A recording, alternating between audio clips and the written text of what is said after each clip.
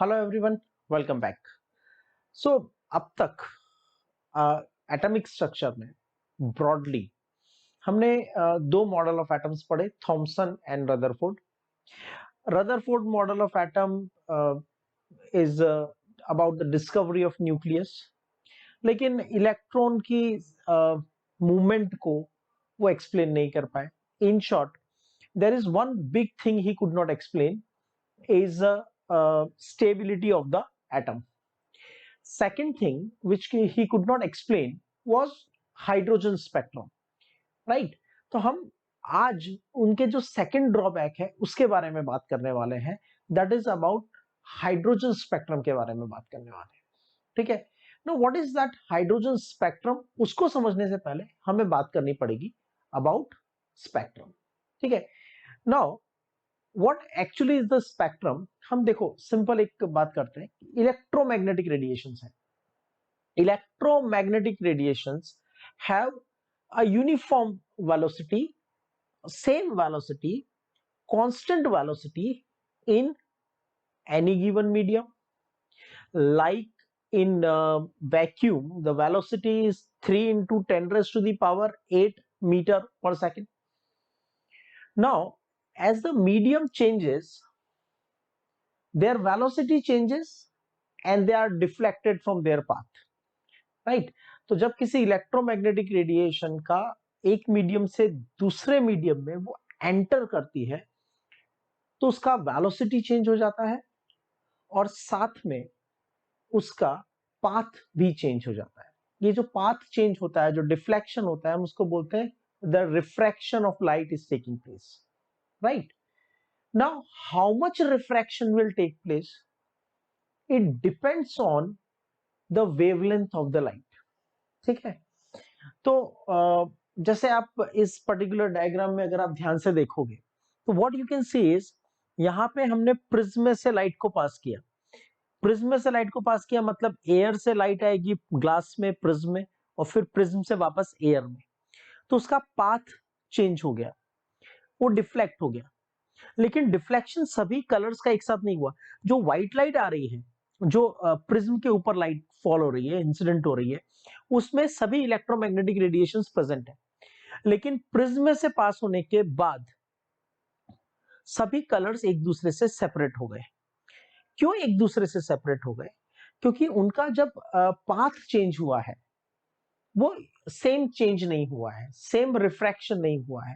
Red colour जिसकी wavelength सबसे ज्यादा है उसका रिफ्रैक्शन कम हुआ है, और ब्लू कलर जिसकी वेवलेंथ सबसे कम है उसका रिफ्रैक्शन सबसे ज्यादा हुआ है।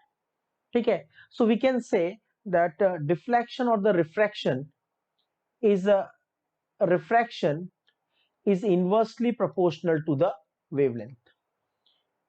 More wavelength, less reflection. जैसे यहां पे रेड कलर है, इसकी हाईएस्ट वेवलेंथ है, हाईएस्ट वेवलेंथ है तो इसका डिफ्लेक्शन एंगल शॉर्ट है। और ये वॉयलेट कलर है, इसकी वेवलेंथ स्मॉल है, स्मॉलेस्ट वेवलेंथ, स्मॉलेस्ट वेवलेंथ, तो इसका जो डिफ्लेक्शन एंगल है वो ज्यादा है। ठीक है। So this is about the diffraction, sorry, about the refraction of the light. So once the refraction takes place, once you pass the electromagnetic radiations from the prism, they are refracted and segregated from each other depending on their wavelengths. This segregation of the bundle or the bunch of electromagnetic radiation, or this segregation of light into its component wavelengths is called as dispersion. ठीक है। तो ये जो एक दूसरे से segregate हो गए, इस सेग्रीगेट होने के प्रोसेस को हम कहते हैं डिस्पर्जन। अब इस डिस्पर्जन को अगर हम किसी वॉल पे शो करते हैं, किसी स्क्रीन पे शो करते हैं, फोटोग्राफिक फिल्म पे शो करते हैं, तो उसको बोलते हैं स्पेक्ट्रम। तो व्हाइट लाइट आया, व्हाइट लाइट को, ये व्हाइट लाइट एंटर हुआ, इस व्हाइट लाइट को हमने प्रिज्म में से पास किया, प्रिज्म में से पास करने के बाद इसका रिफ्रैक्शन हुआ क्योंकि मीडियम चेंज हो रहा है। बड़ी वेवलेंथ का रिफ्रैक्शन कम हुआ, छोटी वेवलेंथ का रिफ्रैक्शन ज्यादा हुआ। बिकॉज ऑफ दैट जो व्हाइट लाइट है वो अपनी कंपोनेंट वेवलेंथ में ब्रेक हो गई। ये जो कंपोनेंट वेवलेंथ में ब्रेक होने का प्रोसेस है इसको हमने कहा डिस्पर्जन। और इस डिस्पर्जन का जब हमने किसी स्क्रीन पे या फोटोग्राफिक फिल्म पे या वॉल पे इंप्रेशन बनाया तो उसको हम बोलेंगे स्पेक्ट। It's a very small thing. Now once you see that what are the different wavelengths present in the electromagnetic radiation, तो ये यहाँ पे शॉर्ट वेवलेंथ है, ये लेफ्ट टू राइट हमने इलेक्ट्रोमैग्नेटिक स्पेक्ट्रम को शो किया है। इस रिप्रेजेंटेशन में आप देख सकते हो, इट्स वेरी क्लियर, जो बहुत शॉर्ट वेवलेंथ है ये है गामा रेज। गामा रेज की रेंज क्या होती है? 10 raised to the power -4 nanometre, 10 raised to the power -4 nanometre to 10 raised to the power -2 nanometre. फिर 10 raised to the power -2 nanometre to 10 nanometre, these are X-rays, right? Then 10 nanometer to almost 380 nanometer, that's ultraviolet. 380 nanometer to 760 nanometer up to 760 nanometer, that is a visible spectrum. उससे higher wavelength infrared और उसके बाद में radio waves and microwaves. So these are the different electromagnetic radiations we have. Types of spectrum. There are mainly two types of spectrum, that is emission and absorption, right? What are emission spectrum, what is absorption spectrum, that's we are going to discuss in detail in the coming section. Then emission spectrum is of three types: continuous, line and the band. And absorption spectrum is of two types: line and the band spectrum. Line spectrum and the band spectrum. See, we all have seen the rainbow, or at least the pictures of the rainbow, right? And when you see this section A, picture A, इसमें सभी colours continuous हैं, overlapped हैं। कोई भी section को हम एक दूसरे से सेग्रीगेट करके आइडेंटिफाई नहीं कर सकते। हम ये पता नहीं कर सकते कि वॉयलेट कलर कब खत्म हुआ, इंडिगो कब स्टार्ट हुआ, इंडिगो कब खत्म हुआ, ब्लू कब स्टार्ट हुआ, कुछ पता नहीं चलता है, right? All the components or the sections of the spectrum are overlapping each other. It is called continuous. But if some sort of segregation or the boundary is there, right, we call it as discontinuous spectrum. Discontinuous spectrum line या फिर band दो type का हो सकता है। देखो यहाँ पे एक पूरा डार्क बैकग्राउंड है, ये वाला, see this, in this picture it is very much clear कि पूरा एक डार्क बैकग्राउंड है और उस डार्क बैकग्राउंड में क्या हो रहा है, कुछ ब्राइट लाइंस दिख रही हैं प्रेसाइसली। उस लाइन के बाद में फिर वो सेक्शन खत्म हो गया, डार्क स्पेस आ गया, then the next bright line, then the next bright line, then the next bright line, is called line spectrum. और अगर लाइन की जगह पे यहाँ पे पूरा एक बैंड होता, सपोज ये एक लाइन नहीं होती, और सपोज यहाँ पे एक पूरा ब्लू कलर, रेड कलर का एक पूरा सेक्शन है सपोज, राइट, ये whole section this is of red colour, और जब ये रेड कलर का सेक्शन खत्म हुआ फिर दूसरा कोई सेक्शन स्टार्ट हो गया, जैसे यहाँ पे ये ब्लू सेक्शन है, राइट, तो ये blue section,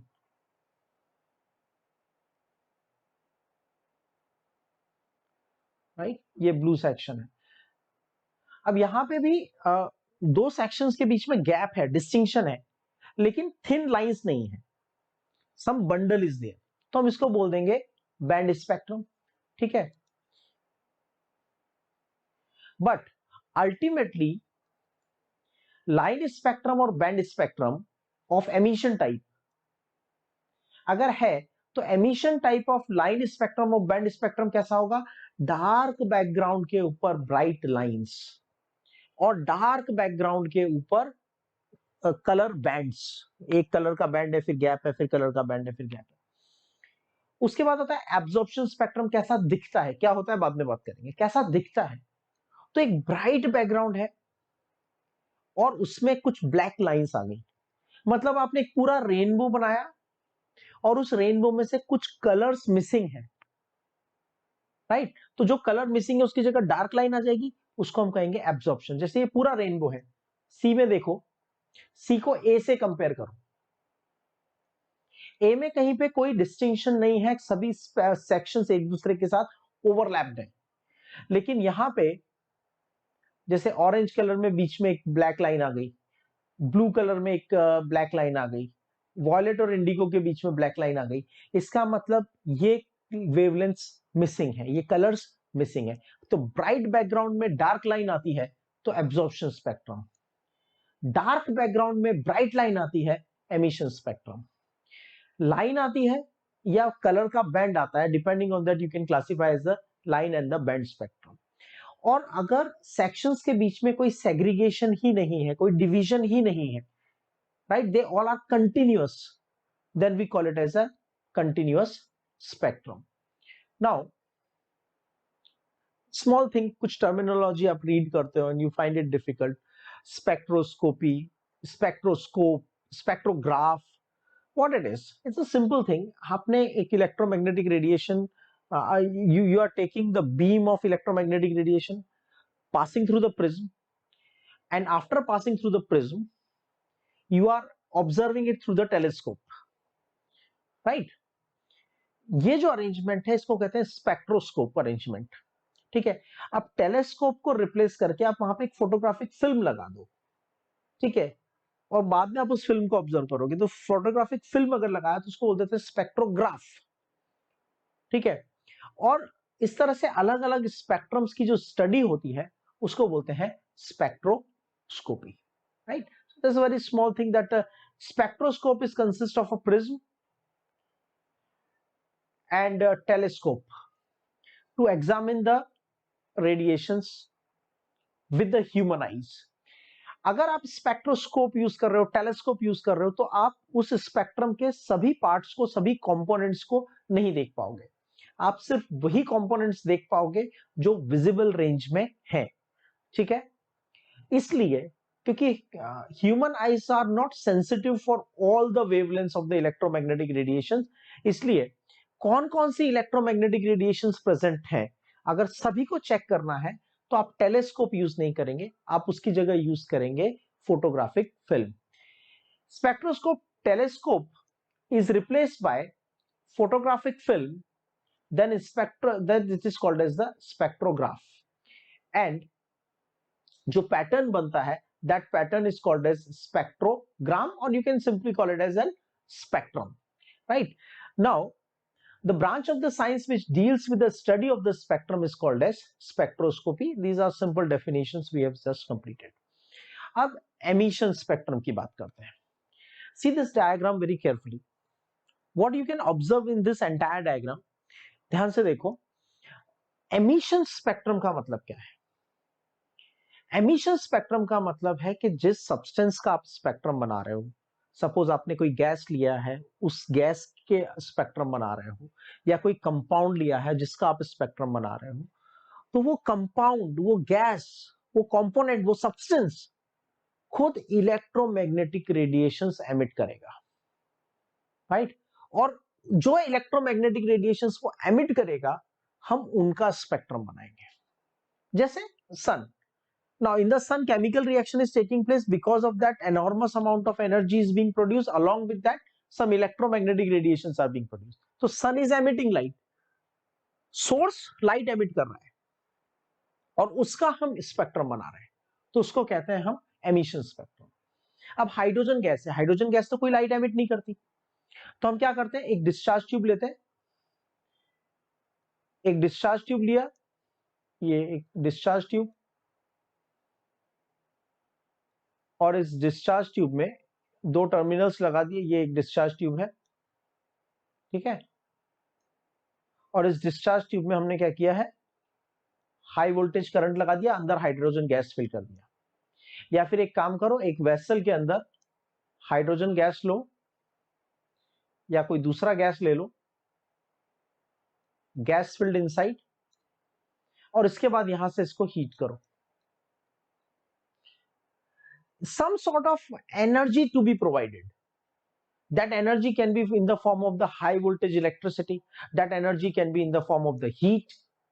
Some sort of energy has to be provided. जब आप एनर्जी प्रोवाइड करेंगे तो ये इलेक्ट्रोमैग्नेटिक रेडिएशंस एमिट करेगा, लाइट एमिट करेगा। जैसे हाइड्रोजन गैस में से जब इलेक्ट्रिसिटी पास करते हैं कैथोड रे ट्यूब में, at high voltage electricity is applied, then violet colour light is produced, right. अब ये जो लाइट प्रोड्यूस हो रही है इसका हम स्पेक्ट्रम बनाएंगे, इसको हम प्रिज्म में से पास करेंगे और उसके बाद उसका डिस्पर्जन होगा, फिर उसको फोटोग्राफिक फिल्म पे उसका इंप्रेशन बनाएंगे। तो वो जो प्रोसेस है, इसको जो फाइनली आपको फोटोग्राफिक फिल्म के ऊपर इंप्रेशन मिलेगा, हम उस इंप्रेशन को कहेंगे emission spectrum.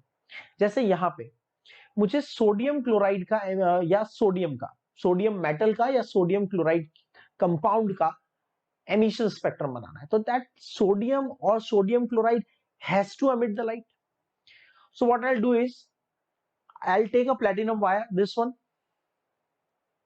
On that platinum wire I'll keep some sodium chloride and I'll burn it in the burner. जब सोडियम क्लोराइड को बर्नर में पे लेके जाते हैं तो वो येलो कलर का लाइट एमिट करता है। वो जो येलो कलर लाइट एमिट हुआ यहां पे, इस लाइट को हम स्मॉल स्लिट में से पास करेंगे और फिर प्रिज्म में से पास करने के बाद उसका फोटोग्राफिक फिल्म पे इंप्रेशन बनाएंगे। तो पूरी ब्लैक फोटोग्राफिक फिल्म के ऊपर दो ब्राइट येलो लाइंस बनती हैं और कुछ नहीं बनता। तो ये ब्राइट येलो लाइंस वाली रेडिएशन को किसने एमिट किया? सोडियम क्लोराइड ने। कब एमिट किया? जब आपने उसको हीट किया। तो हम इसको क्या बोलेंगे? We will call it as emission spectrum. When the radiation emitted by the source, why source is emitting the radiation? by passing the electric discharge or by heating the substance at high pressure, right? And then it is passed to the prism. The impression which is obtained is called as emission spectrum. तो emission spectrum का मतलब क्या है? याद रखना हमेशा, emission spectrum का मतलब है the substance or the source itself is emitting out the radiations, right? Now line spectra, emission में line spectra। तो basically again the same experiment I am repeating. यहां पे मैंने सोडियम क्लोराइड को एक प्लेटिनम वायर पे लिया है और बुनसन बर्नर के साथ मैंने इसको हीट किया है। हीट करने के बाद येलो कलर का लाइट एमिट हुआ, इस लाइट को प्रिज्म में से पास किया और ब्लैक फोटोग्राफिक फिल्म के ऊपर येलो लाइंस बन गई। तो डार्क बैकग्राउंड पे सिर्फ ब्राइट लाइंस बनेगी, राइट, डिस्टिंक्ट लाइंस, तो हम उसको बोलेंगे line spectrum. Most important part of these lines is, आपने एक बार एक्सपेरिमेंट रिपीट किया, you got lines corresponding to these two wavelength।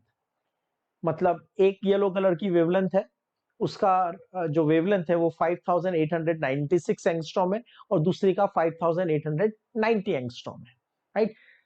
तो दो जो लाइंस बन रही हैं, every time when you repeat the experiment you get the same lines. Next time I took an unknown substance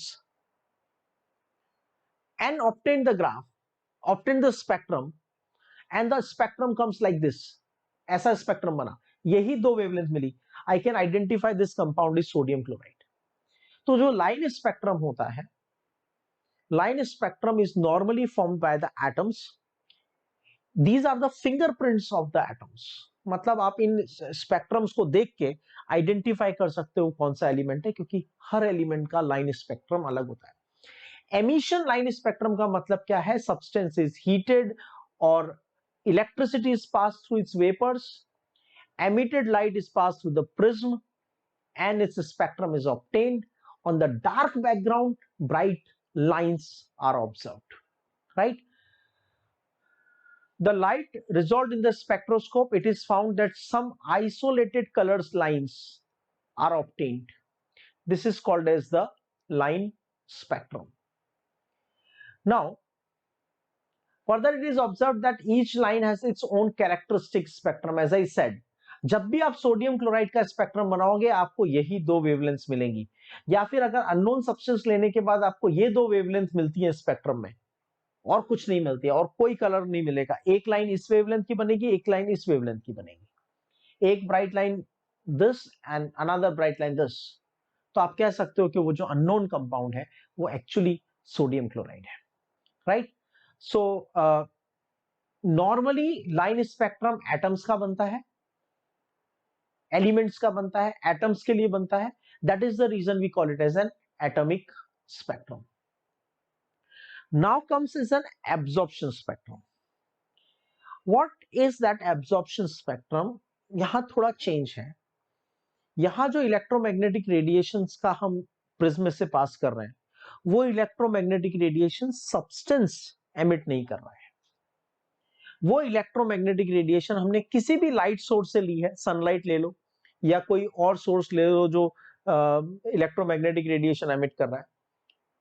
the light और the electromagnetic radiations coming from some source are passed through the compound for which you want to form the spectrum.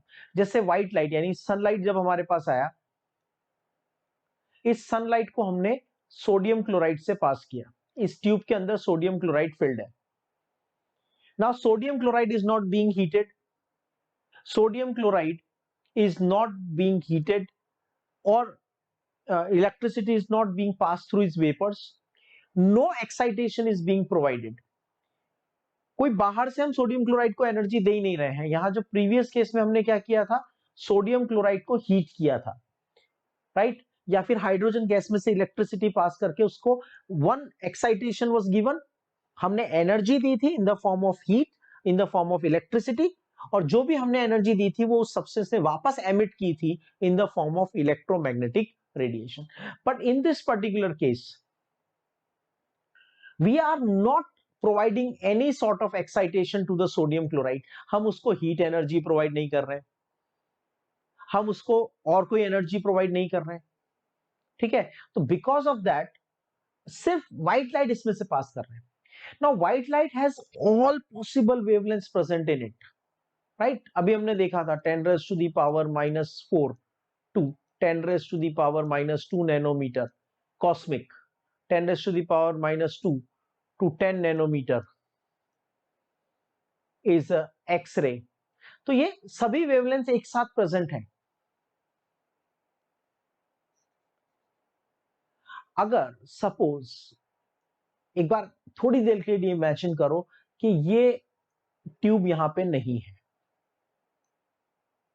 अगर ये tube यहां पे present नहीं है इस पूरे experiment में, ये जो ट्यूब आप सोडियम क्लोराइड वाली है वो नहीं है, सिर्फ सनलाइट है, ठीक है। तो स्पेक्ट्रम कैसा बनेगा? तो सनलाइट का जब स्पेक्ट्रम बनाओगे तो वो आपको इस तरह से कंटिन्यूअस स्पेक्ट्रम मिलेगा, कोई बीच में गैप नहीं होगा। क्यों गैप नहीं होगा? सब सेक्शन एक दूसरे से ओवरलैप क्यों करेंगे? बिकॉज इन द सनलाइट और the white light all wavelengths are present, all color wavelengths are present, कोई भी वेवलेंथ मिसिंग नहीं है, सब प्रेजेंट है। सब प्रेजेंट है तो सब सेक्शंस एक दूसरे के ऊपर ओवरलैप करेंगे, ठीक है।